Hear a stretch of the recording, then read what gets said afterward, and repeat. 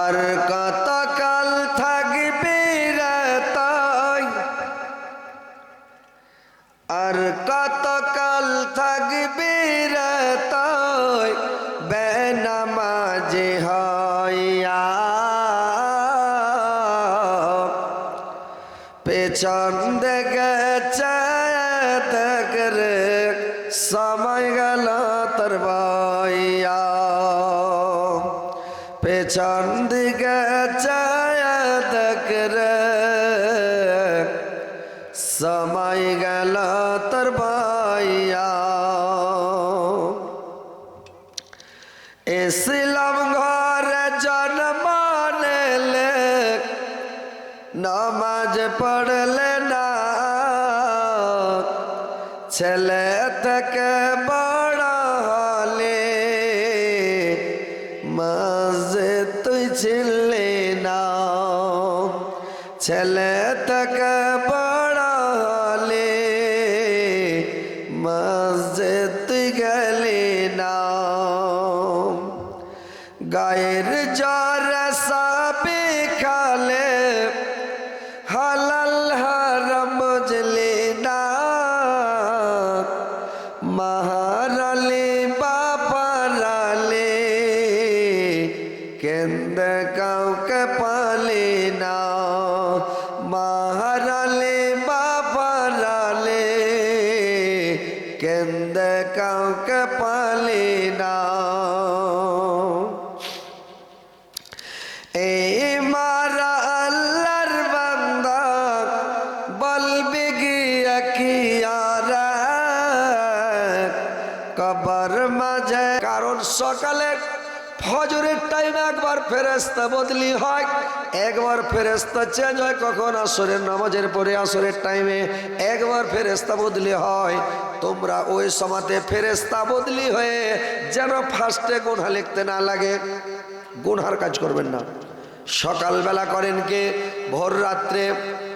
ভোর রাত্রে উঠে যান, আল্লাহর সামনে মসজিদে যান, উজু করেন, নামাজ পড়েন, তাসবিহ পড়েন, জিকির করেন, আল্লাহকে ডাকেন, আল্লাহকে স্মরণ করেন। আর করেন কে? আল্লাহর বেশি বেশি করে তাসবিহ পড়েন, আল্লাহকে বেশি বেশি করে ডাকেন। আর যখন তোমার সালাত আদায় হয়ে গেল, যখন সালাত আদায় হয়ে গেল, এদিক ওদিক ছ্যাঁকব্যাক করে তাকাবে না, কারোর সাথে কথা বলবে না, নামাতে মুখ করে নিচে মুড়ি করে গুনগুন গুনগুন করে তুমি তাসবিহ পাঠ করবে। যদি তুমি সালাম ফিরার পরে সকালবেলা ফজরের নামাজ পড়ার পরে 7 বার বলে দাও আল্লাহুম্মা আজরনি মিনান নার, আল্লাহুম্মা আজরনি মিনান নার, আল্লাহুম্মা আজরনি মিনান নার 7 বার বলতে হবে ভাই। তাহলে জাহান্নাম আল্লাহর দরবারে দোয়া করবে, আল্লাহ ওই লোকটা যদি মারা যায়, জাহান্নাম আল্লাহকে বলবে আল্লাহ তোমার ওই বান্দাকে আমার কাছে আনিও না, আমার নিকটবর্তী করিও না, আমার পেটে আনিও না, আল্লাহ তাকে তুমি দূরে সরিয়ে রাখো। আর যদি 3 বার বলে আল্লাহুম্মা ইন্নী আসআলুকাল জান্নাত, আল্লাহুম্মা ইন্নী আসআলুকাল জান্নাত, আল্লাহুম্মা ইন্নী আসআলুকাল জান্নাত, তাহলে ভাইরে আমার ওই লোকটা যদি মারা যায় জান্নাত দোয়া করবে, আল্লাহ তোমার ওই। আর কতকাল থাকবি রে তাই, আর কতকাল থাকবি রে তাই বেনামাজি হইয়া। পেছন দিকে চেয়ে দেখ রে সময় গেল তোর বইয়া। পেছন দিকে চেয়ে দেখ রে সময় গেল তোর বইয়া। ইসলাম ঘরে জন্ম নিলে নামাজ পড়লে না, ছেলে থেকে বড় হলে মসজিদ তুই ছিলি না। ছেলে থেকে বড় হলে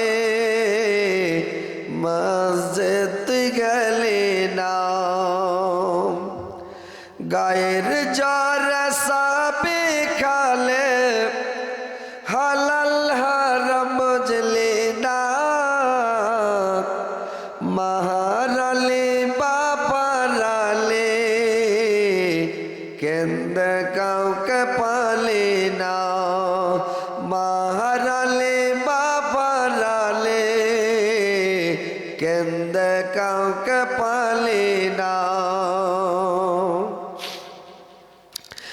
এই মারা আল্লাহর বান্দা বলবি গিয়া কি আর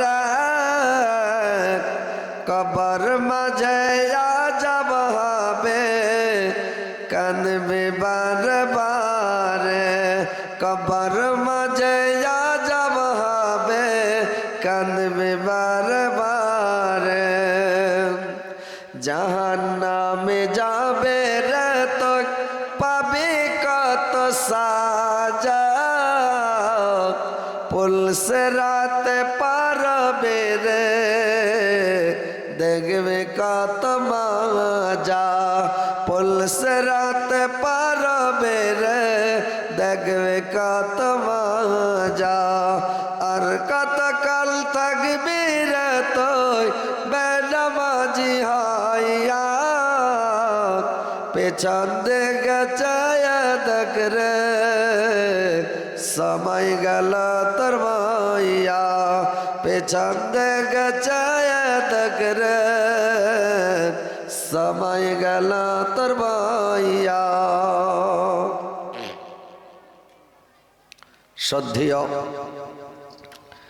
যোগ্যতম সভাপতি সাহেব, উপস্থিত উলামা ইকরাম, সুরথাবিন্দু মুসলিম সমাজ এবং পর্দার আড়ালের পর্দানসীন মা ও বোনেরা,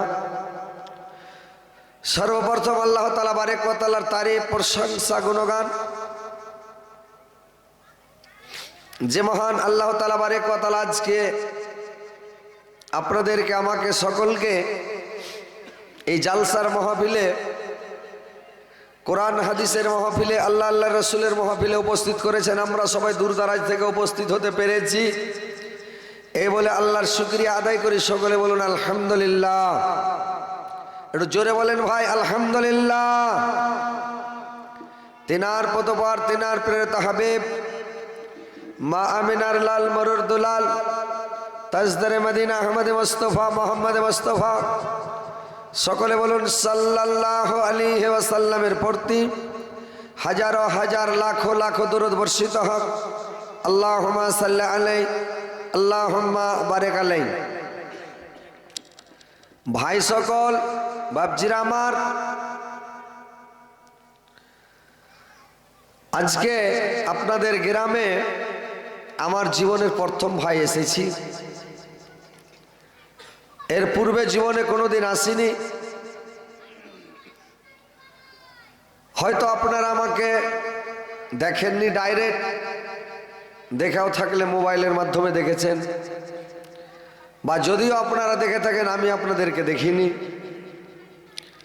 যাই হোক, আল্লাহর লাখ লাখ শুকরিয়া যে এসেছি, আপনারা নিয়ে এসছেন, আপনাদের আমি মেহমান।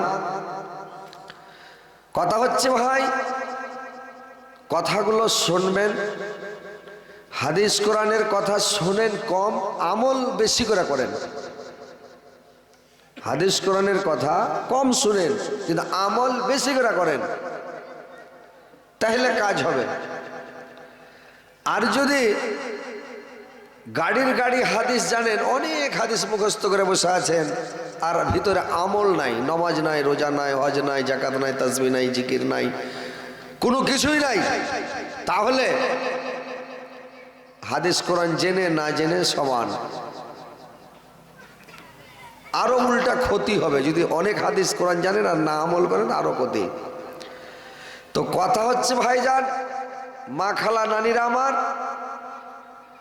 হাদিসগুলো শোনার পরে আমল করতে হবে,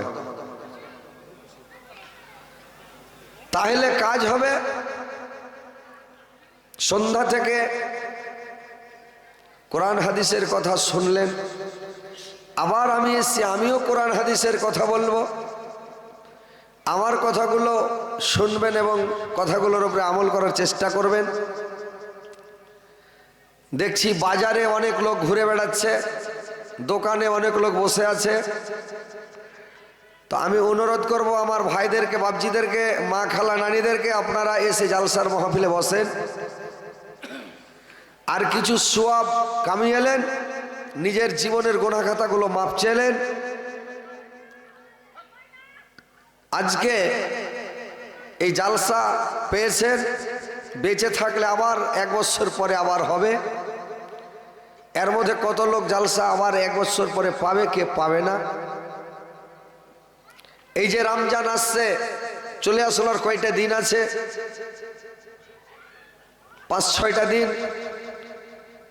এর মধ্যে কার ভাগ্যে লোভে, কার ভাগ্যে লোভে না রমজানে রোজা রাখতে পারবে, কে পারবে না, কে রমজান পাবে, কে পাবে না, হয়তো দুনিয়া ছেড়ে চলে যাবে ভাই। তো কথা হচ্ছে, পৃথিবীতে এসছেন, সময়টাকে অপচয় না করে, বরবাদ না করে সময়টাকে কাজে লাগান, ইবাদত বান্দেগি তাসবিহ জিকির করেন, সময়টাকে বরবাদ করিয়ে না। বয়স কোনোদিন গাছে ধরে না, বয়সটা বাড়ছে না, বয়সটা আরো কমছে, আয়ুটা কমে আসছে, মত কাছে আসছে, আপনি বয়স্ক হতে যাচ্ছেন, সময়টা আপনার নষ্ট হয়ে যাচ্ছে। তো ভাই, সময় থাকতে সময়টাকে কাজে লাগান, ইবাদত বান্দেগি করেন, তাসবিহ পড়েন, জিকির করেন, নামাজ পড়েন। নামাজের সাথে কোনো আপোষ নাই, নামাজের সাথে কোনো কিছুই নাই। নামাজ পড়তে হবে, আপনি যে হালাতে থাকেন, যে অবস্থাতে থাকেন। যুদ্ধের মাঠে নামাজ পড়েন, ট্রেনে নামাজ পড়েন, জাহাজে নামাজ পড়েন, বাসের ওপরে নামাজ পড়েন, গাছের ওপরে নামাজ পড়েন, পানিতে নৌকাতে নামাজ পড়েন, যেখানে ওয়াক্ত হয়ে যাবে, টাইম হবে, নামাজ পড়তে হবে ভাই। নামাজের সাথে কোনো আপোষ নাই। তাহলে আল্লাহর ইবাদত বান্দেগি তাসবিহ জিকিরগুলো মন দিয়ে করেন, তাহলে কাজ দিবে। আর না হলে অবহেলা করে জীবনটাকে কাটিয়ে, জীবনটাকে নষ্ট করে বেকার দুনিয়া থেকে চলে যাবেন। মরার পরে পস্তাইতে শুরু করবেন, পস্তাইতে পস্তাইতে পস্তাইতে কিয়ামতের মাঠেও পস্তাবেন। কিয়ামতের মাঠ শেষ হয়ে যাবে, জাহান্নামে চলে যাবেন, জাহান্নামে যেও পস্তাইতে থাকবেন, আফসোস করবেন, লাভ কিছু হবে না, পস্তা কোনো লাভই হবে না। তো ভাই, কথা হচ্ছে, সময় থাকতে সময়টাকে কাজে লাগান, সময়টাকে দাম দেন। যাই হোক, আমি যে আয়াত পরিবেশন করেছি, ইনশাআল্লাহ সামনে রেখে কথা বলবো। আমার জালসা আপনারা শুনেছেন, মোবাইলে মানে ওয়াজ শোনেন, যে আমি একটু মানুষকে হাসি খুশি করাই। আর হাসি খুশি করার জন্য লোকজন বসে থাকে, এবং লোকজন যারা বাজারে ঘুরে 2 মিনিটের পিন্ডেল ভর্তি হয়ে যায় একবারে হাড়মাড়িয়ে। কিন্তু কথা হচ্ছে যে আপনাদের নতুন ফিল্ড, নতুন এলাকা, নতুন মাহল আমি জীবনেও আসিনি। এবং আমার সভাপতি সাহেবও বললেন যে যাই হোক, হাসি খুশির কথা বলবেন না, হাদিস কোরআনের কথা বলেন। যাই হোক, বলবো আপনাদেরকে, হাদিস কোরআনেরই কথা বলবো। কথাগুলো শোনেন, আমল করেন। মানে বর্তমান যুগের সাথে একটু তাল মিলিয়ে বক্তব্য না দিলে লোক হয় না, জালসা শুনে না লোক। লিচ্ছাকার কোরআন হাদিসের কথা বলবেন, লোক উঠে চলে যাবে। আর না তো দেখেন ঘন্টা জুববে না, সব খালি হয়ে যাবে। আমি এটাই কাজ করছি আজকে 20 বছর থেকে, রাত দিন এটাই আমার কাজ।